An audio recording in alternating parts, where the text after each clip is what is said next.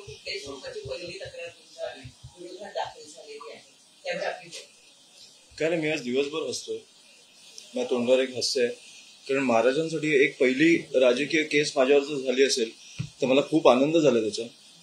मी सकाळी उठल्यावर मला FIR आला आणि मला खूप बरं वाटलं की महाराजांसाठी मी पहिली केस घेतली महाराष्ट्रात माझ्या राजकीय प्रवासात. त्याच्यामुळे मला खूप बरं वाटलंय. आणि विषय असा झाला की काल आम्ही दिघ्याला आणि कोपरखैरण्याला शाखे उद्घाटनासाठी गेलेलो. तेव्हा गजाननजी आमचे जे आहेत तिकडचे शहर अध्यक्ष, ते बोलले की तिकडे एक महाराजांचा पुतळा आहे ज्याला 4 महिने तो अनेक पक्षांनी आंदोलन करून तो एक बनवलेला पुतळा आहे, त्याला एका घाणेरड्या कपड्यात त्यांनी गुंडाळून ठेवलंय. तर तुम्ही बघायला याल का? तर मी लगेच बोललो हो. तर आमचं डिस्कशन होतानाच आमचं झालं की गजाननजी बोलले की आपण बोलताना मला वाटतं की आपण 3 दिवसाचं अल्टिमेटम देऊ आणि 4थ्या दिवशी आपणच त्याचं अनिवार्य उद्घाटन करू. तर मी त्यांना विचारलं की मी केलं तर काय? तर ते बोलले की केस होईल. तर मी बोललो की महाराजांसाठी केस झाली तर प्रॉब्लेम काय? आजच करून टाकू ना. आपण 4 दिवसाचं अल्टिमेटम दिलं, परत पोलीस प्रोटेक्शन वगैरे आजच. मला वाटतं की महाराज असे घाणेरड्या कपड्यात जर गुंडाळून ठेवले तर आजच करून टाकू. आणि मला वाटतं की आम्ही ते सगळ्या महाराष्ट्र सैनिकांचं तिकडे जे होते त्यांचं अभिनंदन, आणि खूप उत्तम त्यांनी तो कार्यक्रम केला आणि उद्घाटन केलं. त्याच्यामुळे मला काही इश्यू नाही. माझ्या महाराष्ट्र सैनिकांबरोबर मला FIR झाला आणि महाराजांसाठी झाला पहिला. त्याच्यामुळे मला खूप बरं वाटलं.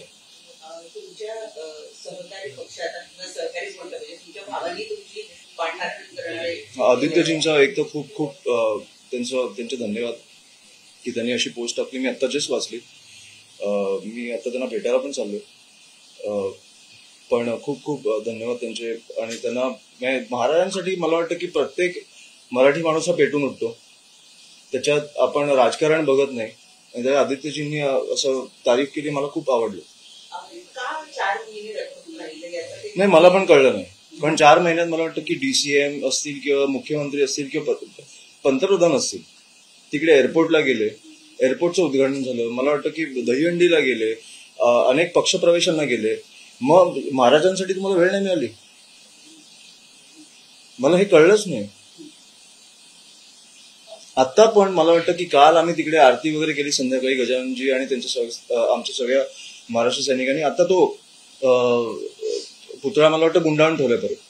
आम्ही तो परत ओपन करू. नाही, तुमच्या नेत्यांना आणि तुमच्या मंत्र्यांना वेळ मिळत नाही म्हणून तुम्ही हे करून ठेवणार. तिकडे मला वाटतं की तिकडच्या महानगरपालिकेची जबाबदारी आहे ना. ओपन करा ना, मंत्र्यांना वेळ नसेल तर.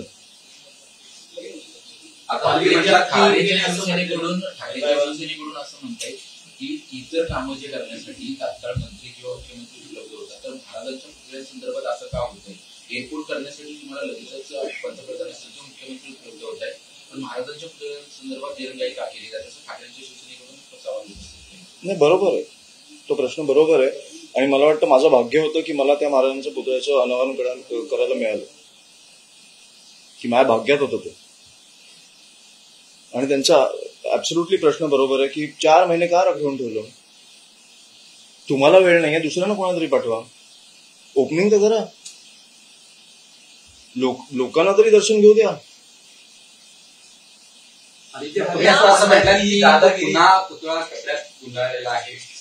आता पुतळा नाही गुंडाळलाय त्यांनी, आता त्या अख्ख्या चौकाला हे घेतलाय कपडा, तो पण आम्ही काढू. महाराज येते शेवटी, लोकांच्या दर्शनासाठी त्यांचं हे झालं पाहिजे. कुठेतरी अपमान करतायत का? अपमान झालाच आहे. 4 महिने तुम्ही तो कपड्याची परिस्थिती बघितली? मला तर सॉरी, पण तुम्ही त्या कपड्यांची परिस्थिती बघितली? धूळ म्हणजे घाणेरड्या परिस्थितीत तो पुतळा ठेवलेला, ते फडकं ठेवलेलं, ते आम्हाला धुताना एवढं बरं वाटत होतं की कुठेतरी काहीतरी आशीर्वाद मिळतील. पोलिसांनी तुम्हाला थांबवलं काही वेळ, आदित्य ठाकरेंच्या दादागिरी सहन केली नाही, खरंच दादागिरी होती पोलिसांनी, तिथे तुम्हाला थांबवलं गेलं थोडा वेळ? ते त्यांच्या शेवटी तो त्यांचा जॉब आहे.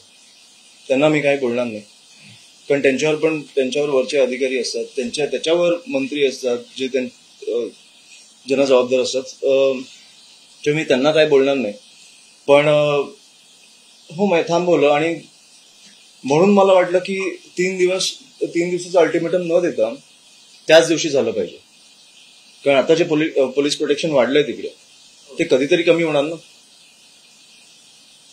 आमच्या पोलीस बांधवांना आम्हाला त्रास देऊन काही करायचं नाहीये, पण शेवटी ते महाराज आहेत.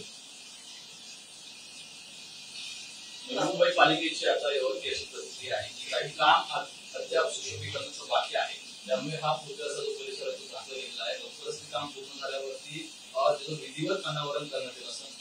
सॉरी काय बोलले? काल आम्ही तो पुतळ्याचं अनावरण केल्यानंतर आम्हाला वाटलं नाही काही काम बाकी आहे, आणि जर काम बाकी आहे तर 4 महिने का थांबलंय? मग तुम्ही झाकून ठेवलाय ना तो, असं नाही की तुम्ही पुतळा बांधताय, मग काय बाकी आहे? तर त्याच्यामुळे हे उगाच कारण मला वाटतं मी खपून पण नाही घेणार. त्याच्यामुळे आम्ही तो जेव्हा पोलीस प्रोटेक्शन कमी होईल, आम्हाला पोलिसांवर काही कुठच्याही प्रकारचं प्रेशर टाकायचं नाहीये. पण मला वाटतं महाराज हे महाराज आहेत आणि त्यांना असं बांधून ठेवणं मला आवडणार नाही किंवा कोणालाच आवडणार नाही. मला वाटतं मुख्यमंत्र्यांची गोमकम सचिव त्या विभागात अनेक वेळा गेलेले होते, परंतु उद्घाटन झालं नाही. याचं तुम्ही पत्रकार किंवा स्वतः त्यांना कारण विचारणार असतं, त्यांना जाब विचारणार नाही. आम्ही ते लोकांसाठी उघडणार आहोत. महाराजांचं मला वाटतं की लोकांना छत्रपती शिवाजी महाराजांचा पुतळा कुठेही झाला तरी त्याला असं थांबवून ठेवू आपण शकत नाही.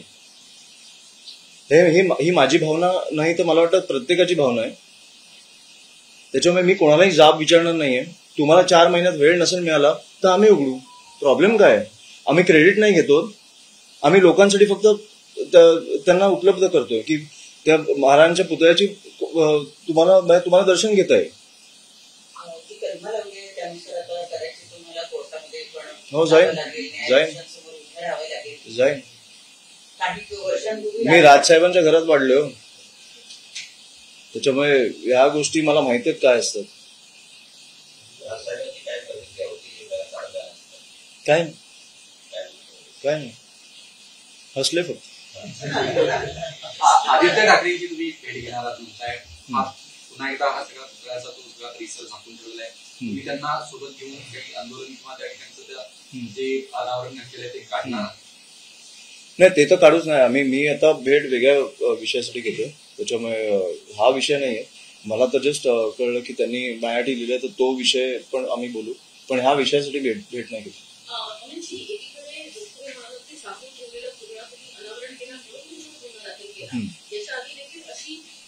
आणि मला वाटतं मंदिर असतील किंवा काही असेल, मला वाटतं कबूतरखान्यावर पण हायकोर्टाचं होतं.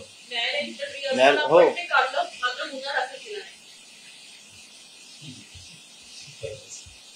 नाही कबुतरांपेक्षा महाराजांवर माझ्यावर केस झाली तर मला खूप आवडेल. एक थोडासा वेगळा प्रश्न. गेल्या वेळेला मुंबई महानगरपालिकेच्या निवडणुकीमध्ये शिवसेनेकडनं असे बऱ्याच यंग लोकांना संधी देण्यात आली होती. मनसेमधून यावेळेला काय स्थिती आहे? नाही, आमचं काम चालू आहे. अनेक विद्यार्थी संघाची पण मुलं मुली आहेत ज्यांची इच्छा आहे. मी साहेबांकडे संपूर्ण लिस्ट देणार आहे, त्याच्यामुळे आमचं काम त्याच्यावर चर्चा चालू आहे आणि ते बघू आता कसं होतं. मनसे तसं तरुणांचाच पक्ष मानला जातो, पण तरीही त्यातही तरुणांना संधी यावेळेला मिळेल? नाही, नक्कीच मिळणार आणि त्या प्रकारचं काम पण चालू आहे प्रत्येक विभागात. नाही, मला माहित नाही, ते वरिष्ठांना माहिती.